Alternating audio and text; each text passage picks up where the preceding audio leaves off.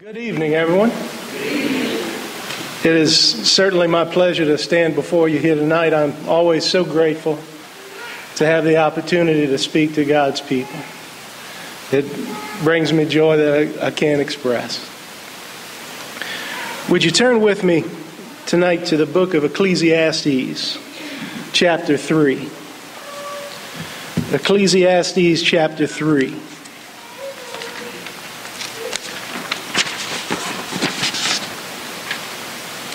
The last time I spoke to you several months ago, after service, everyone said that I did a good job, and I got invited back to speak tonight. So I'm guessing I must have did okay. I think that's always a good sign for a preacher when he gets asked back.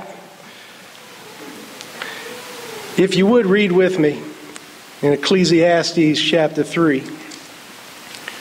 We're going to read verses 1 through 8. To everything there is a season, a time for every purpose under heaven. A time to be born and a time to die. A time to plant and a time to pluck what is planted. A time to kill and a time to heal. A time to break down and a time to build up.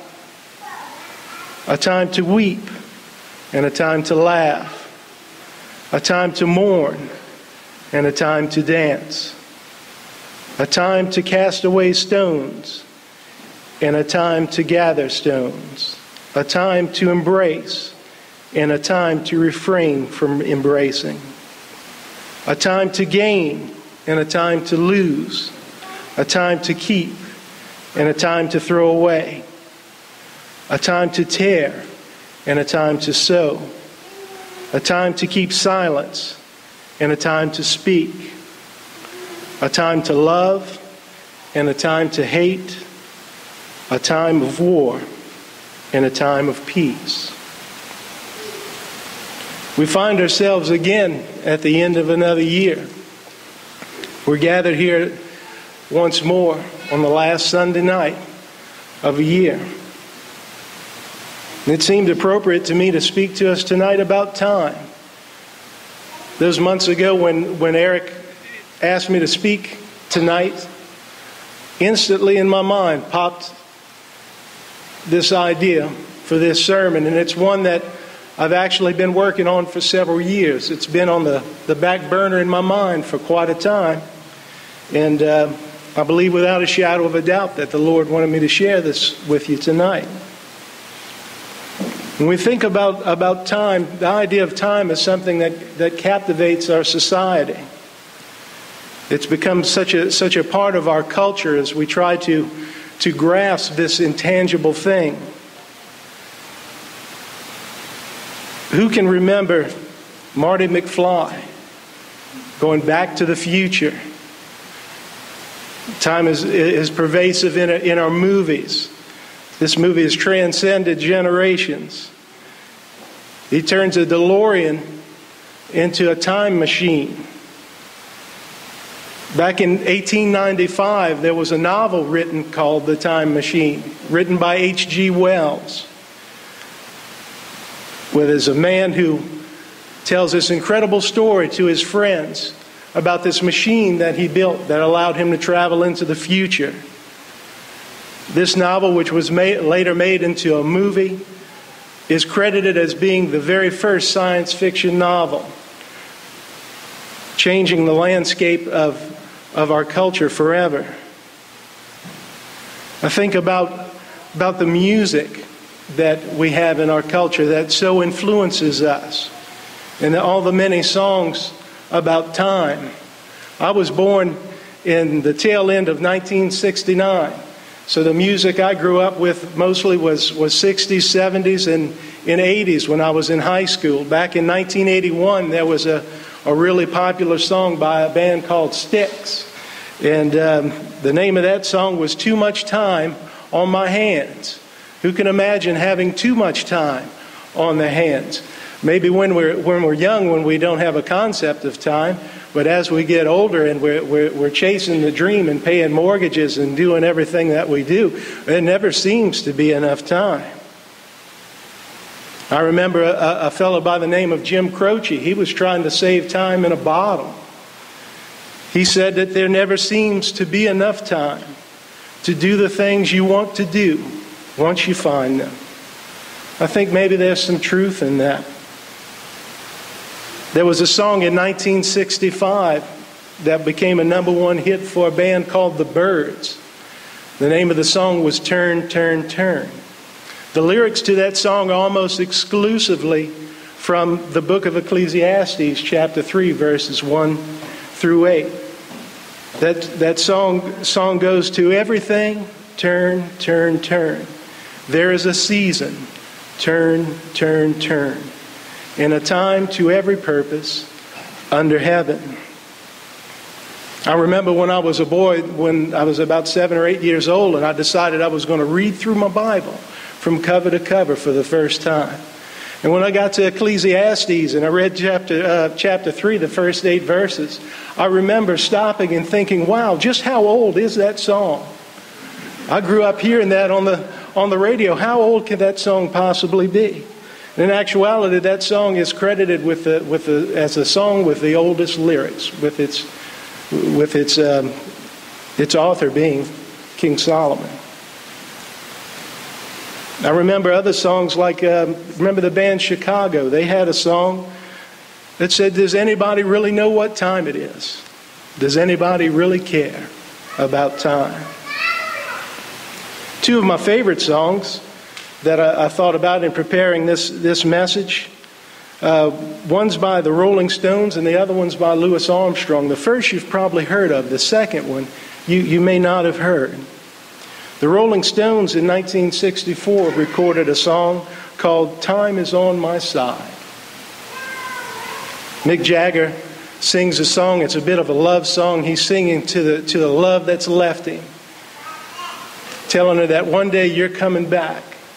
And I've got time, I can wait, because time is on my side. That song became the Rolling Stones' first top 10 hit in the United States. Louis Armstrong, the great Satchmo, he recorded a song in 1969. That was, the name of the song is All the Time in the World. Now this song was the love theme for a James Bond movie.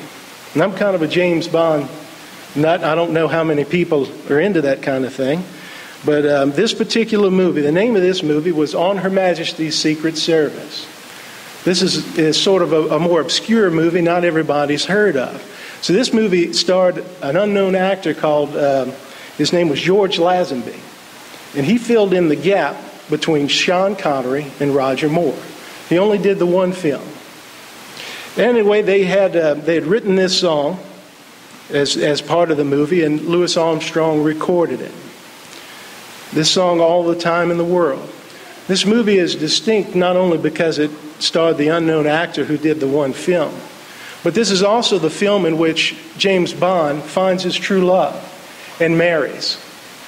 He gets married in this film, and at the end of the film, when he's leaving to go on his honeymoon, his wife is shot and killed by an assassin's bullet that was meant for James. And as he holds her at the end of the movie, and the song begins to play, Louis Armstrong, he tells her, "It's okay, darling. We have all the time in the world." How ironic. But I'm here to tell you tonight, folks, that even though society may be fooled, all these things in our culture, these movies and books about controlling time, that there's somehow we could make machinery and we can make a time machine and manipulate this intangible thing, that is false. That is a fallacy. That is a lie. I'm afraid that there is no way that we can control time. The Scripture tells us in Ecclesiastes that to everything there is a season, and there is a time for every purpose. We do not have all the time in the world, and time is not on our side. I'll share with you a story. It's very personal to me. It's some events that happened in my life 17 years ago. And I've not shared this story with anyone. The only person who knows this story is my wife. And I've never told it to anyone else. Back in early December of 1998, 17 years ago, I was young married. We had been married for 4 years, my wife and I. We had 2 young children. The kids were 2 and 3 years old. And we were still living down in Buras, Louisiana. If anybody's not familiar with where that is, and that's probably everybody, if you cross the Mississippi River and you take a left on the Highway 23 south, because you can only go south on Highway 23, and you drive about 80 miles, you come to the little town of Buras. And if you blink, you might miss it, because you're right there in the middle of nowhere. And if you drive about 30 minutes past nowhere, you end up running out of highway and you hit water. And that's where I used to work, was down there in Venice at the end of Highway 23, where you run out of road. And I was working in Venice at the time, and I was working for an oil distributor. I worked at a fuel dock. It was basically a gas station for offshore supply boats. We were there 24 hours a day, supplying the oil field boats as they came in needing fuel and water and oil. And I worked a crazy schedule of alternating shifts of days and nights. We would work 12-hour shifts at 4 days at a time for nights, and then we'd get off for a couple of days and then work days. And it was back and forth, and honestly, with the 2 and 3 year old at home and going back and forth, I didn't know whether I was coming or going. And the way the shifts worked out, whenever we got off of work, we had a paycheck in the bank, direct deposit, great thing. Always money there. Whenever we got done with the shift, I got paid. And it was our habit that whenever I had my days off and we had gotten paid after we paid our bills and figured out what we had left, we would load the kids in the car and we'd drive to town. Now, what we in Buras called town was anything past Belle Chase. Once you got to Gretna or went beyond that, we were in town. That's what we called town. You know, we had to drive 60 miles to see the first red light where we lived. So we would come to town and we'd go do our shopping. And there was always things that you needed, especially with little ones. You always needed some kind of supplies or picking up food. And you had to go to Walmart. You know, everybody's got to go to Walmart and you get all this stuff because it's so much cheaper than at home. So we would go to Walmart and we'd do everything that we had to do. And just about the time I'm thinking, okay, we're done, we can head home, my wife wants to go to the mall. And so she takes me to the shopping mall. Now, this particular time that I was off of work, when I got off my hitch, I'd just come off a night hitch. I just worked 4 12-hour nights.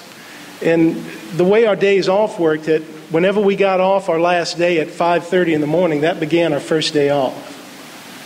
So I'd gone home that morning and slept for 3, maybe 4 hours and had gotten woken up by an excited wife who was ready to go shopping. So we were heading to the mall, and I'm running on 4 hours of sleep. And if any of you have not had the pleasure of shopping Walmart with a 2 and 3 year old, and then getting drugged to the mall for what seemed like an eternity, I would not recommend it. I wouldn't try it. So we found ourselves at the shopping mall. We were at Oakwood Mall there on the West Bank. And it's early December, and all the Christmas stuff's there, and the kids are fascinated by everything, and my wife's fascinated by everything because it's almost Christmas, and she's picking up things for Christmas and gifts and things and this and that. And of course, we've got to go through all the shops and all the stores, and we've got to take the kids through the toy store, and they do their thing and running around, and I've got 4 hours of sleep, and I don't know whether I'm coming or going.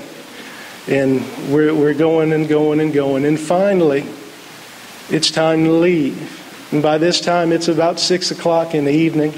I'm exhausted. I've been pushing 2 little ones around in in the stroller all afternoon. I'm loaded down with packages like a pack mule. I've about had all I can stand. And I see the exit door, and we're ready to leave. And then all of a sudden, the kids start going bananas in the stroller. They're, oh. And it's like, what now? And on the way out the door, there's a little kiosk in the middle, a little candy shop where they're selling candy. And of course, the kids saw the candy, and of course they wanted candy because, well, they're 2 and 3 years old. And we're looking at all the candy and all the things. They've got all the Christmas stuff out there. And so, of course, we had to stop. And my wife gets in, and she's looking at different things that they have. And I'm standing there just wishing I was anywhere else. And I spotted candy apples. And when I saw the candy apples reminded me of my mother. My sweet mother has always been an uncomplicated person. Not into jewelry or, fine things. Didn't need to have the best of everything. But there was a few things that she has always truly enjoyed.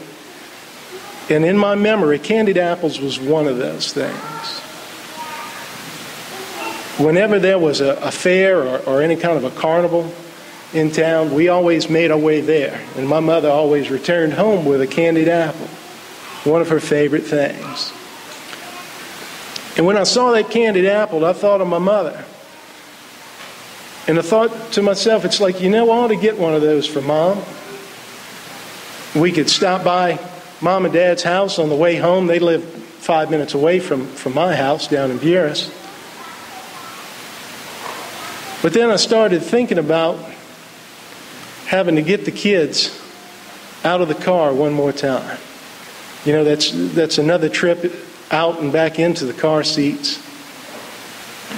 Adam was Houdini. He could get out of anything. We had to strap him in that thing. I added straps to the car seat to keep him in it. It was incredible. He was truly a Houdini. I'm already exhausted, and I just want to go home and go to bed.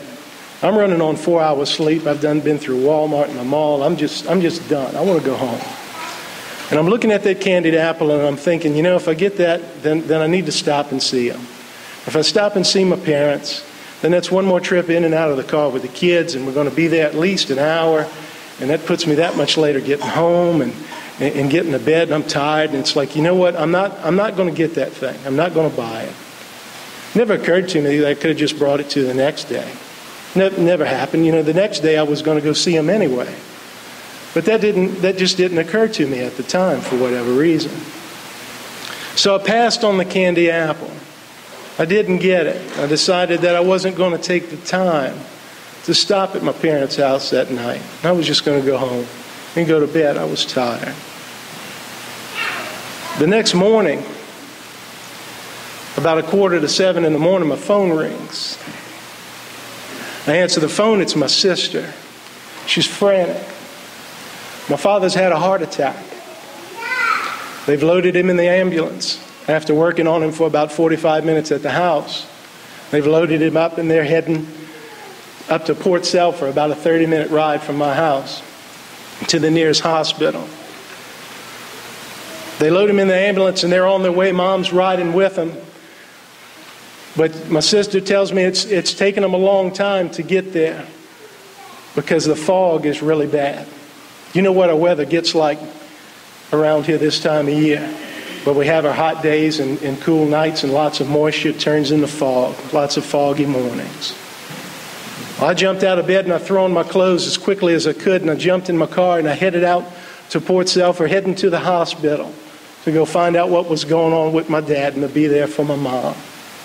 That 30-minute drive to Port Selfer took me about 50 minutes to get there. When I got to the hospital, my mother was in the waiting room alone. When she saw me, she began to cry. She said they've been back there with him for so long. Said he was hurting so badly. They've been working on him for so long. Not knowing what to do or what to say to comfort my mother, I just held her in my arms and I began to pray. I began to pray and ask God to be with my father and that he would somehow help him to recover. I asked that he would please be with those attending him and that he would do whatever would be necessary to give us just a little bit more time. And about the time I was finishing that prayer, I could feel a presence approaching. I could hear the footsteps. And as I finished the prayer and I opened my eyes, it was the doctor. And he was there to let me know that they had done all that they could do, but that my father was gone. There was nothing else that could be done. My mother began to cry uncontrollably. And again, I held her in my arms, not knowing what to do. And after a few moments of crying uncontrollably, suddenly she stopped. And she backed away and she looked at me. And she said words I'll never forget. She asked me, what am I going to do with the rest of my life? And friends, in that moment, I knew beyond a shadow of a doubt that time is not on our side, that we do not have all the time in the world. Now, I tell you all this tonight to ask this one question. Is your heart right with God? Is there business with the Lord that you need to take care of that you have not done? Because, friends, to everything there is a season. There is a time for every purpose unto heaven. As moments pass us by, as the seasons pass, there are times, moments and times, where we have opportunities to make decisions. And what we decide or the lack of decision in those moments determine things further down in our life. Every time I see a candy apple, for the last 17 years, it brings tears to my eyes. Because I think in the moment of time, the season, if you will, that passed, that night when I had the opportunity that I could have stopped to see my parents. And I'd have gotten to see my father one last time, gotten to tell him that I loved him just one more time.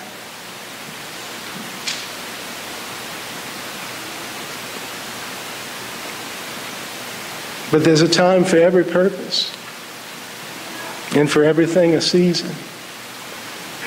Opportunities pass us by. And I want to ask you tonight, is your heart right with God? Are you letting an opportunity, a moment in time, a season, are you letting that pass away tonight? I don't know what your situation is. Maybe, I'm guessing most of us here are Christians. Most of us have given our life to the Lord. But that doesn't mean that there's nothing in our lives that we don't still need to take care of. I know from personal experience, it was for a long time. I did the right things. I wore the right clothes. I said the right words. But there were still things in my life that I held on to, things that I allowed to hang around that shouldn't have been there. Sometimes we've got hurt, we've got different problems, different things that we don't want to talk about, things that we don't want to face, things that we don't want others to know about. Sometimes we feel the burden of things that we carry around, things that we don't let go of.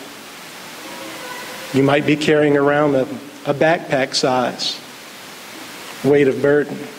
You may be dragging around a 5-piece set of luggage full of things that are burdening you, that are hurting you, that are weighing you down. And I want to ask you tonight to consider the opportunity to come and to lay those burdens upon the Lord. Jesus can handle the weight. He bore the sins of the entire world. Surely he can handle what's burdening you. If there's anyone here tonight who hasn't committed their life to the Lord, you've not taken that step to commit yourself to Christ, to put on Christ through baptism, having your sins washed away, repenting of all those things that you've done in the past, all the things that have given you a life of pain and regret. You want to move past that. You want to start over.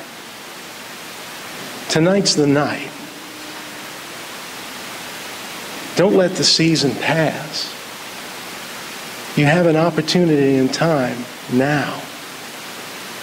Time is not on our side. We do not have all the time in the world. This could be your last chance. Won't you come? Won't you come while we stand and sing together?